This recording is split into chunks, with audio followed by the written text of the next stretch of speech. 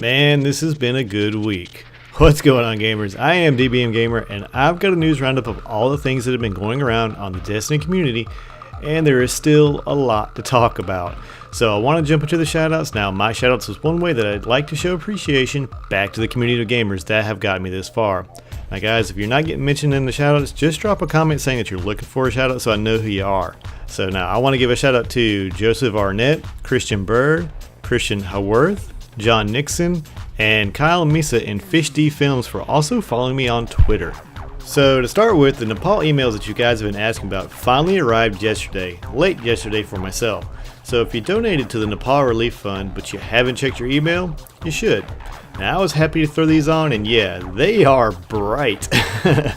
But it was totally worth it to show some support. Now, over on Game Informer, they've been talking about the new subclasses, and this is something that I've already done at length, but there was some info on a fourth class.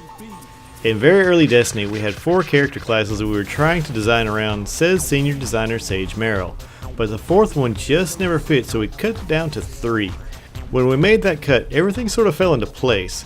It's not like anything wasn't working, it's just that when you start to slice up the total space for what classes do in a shooter environment, no matter where you put that fourth class, it always sort of felt like it was encroaching on what the other classes did. So that's why we only have 3 today. Now on Bungie's weekly update, they talked about the reveal stream in case you missed it, but one thing that they didn't mention were artifacts. Now in the stream they ran too long, but I'll give you guys the details on what I know. Now the location of these will be on your main equip screen at the bottom right.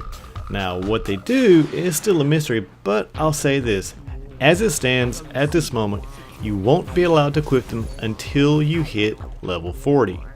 Now I'll just stop talking there, but if you want to know more, just check back with me Wednesday when I should be able to give you guys more info.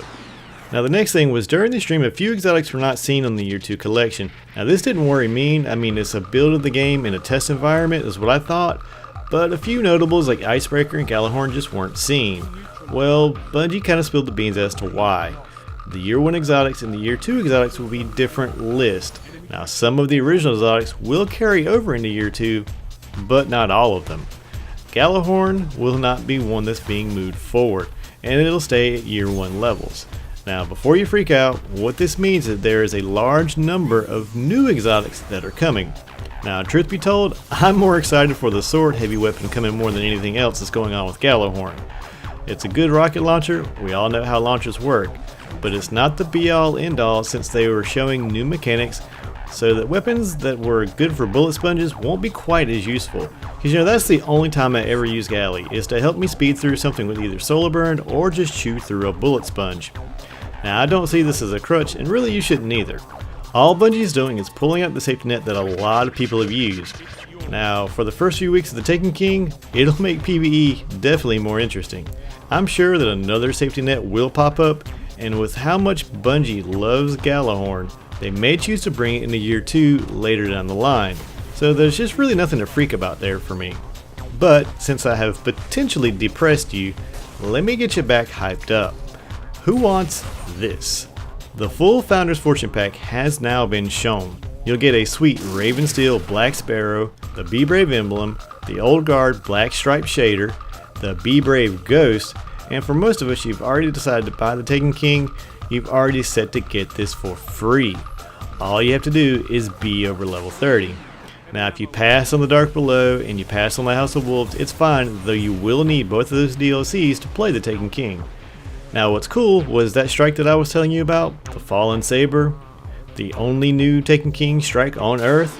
Well check this out in slow-mo. Yeah, it's pretty cool, right? Now another thing is there have been some questions as to why do you occasionally see some PvE enemies on PvP maps. Well, I'll let the cat out of the bag on that one too. Now when you unlock your new subclasses, you'll want to test them out. So Bungie has a set event that once you unlock your new subclass, which is in a quest, they will place you in these PvP locations with PvE targets, but with unlimited power. Because that's what I will be screaming at the TV when I get that Stormcaller Warlock. Alright guys, I have one more thing to fill you in on. Now the Dads of Destiny lost another comrade, Ward Cleaver 101. So the Dads of Destiny Iron Orange Division are going to have a special stream on Sunday with a bunch of special guests like Hovey and True Vanguard, and even my good friends N64 Josh and Belle Bunny and her Dames clan. They will even have Ward's son and brother-in-law, and they will accept any donations on behalf of that family. They have something really special planned for 8 p.m., so go check that out. Now I'll put the link in the description box. Well guys, if you like this type of content, just hit that like button, or leave a comment, or if you just want to see more, hit that subscribe button. But as always guys, have a good one.